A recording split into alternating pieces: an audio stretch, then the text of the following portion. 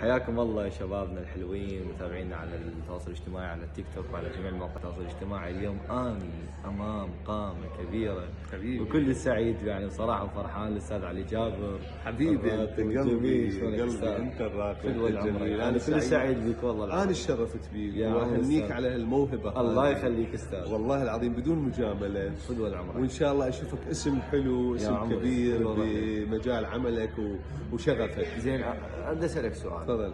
اي تسريبه من عندك شيء بسيط عن المشهد اللي او المشهد اللي قدمتوه مشهد شاي وكذب بحامض حلو هذا الموسم.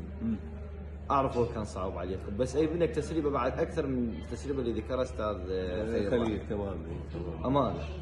امانه كان مشهد صعب علينا، ندخل لوكيشن فقدنا بيه عزيز ومؤثر وصديق وانساني وطيب، فكل شيء كان يعني، لكن هي هاي سنة الحياة وهذه الحقيقة المطلقة. العمر لك والعمر لوالديك والعمر لكل المشاهدين حبيبي. زين تسريب ثاني، هل لك حامض حلو بهذا الموسم ان شاء الله الجاي؟ هذا ما اقدر احكيها. شكرا استاذ. حبيبي عبد الراسيل الشرف. فدوى العمر. شكرا لك جزيل الشكر.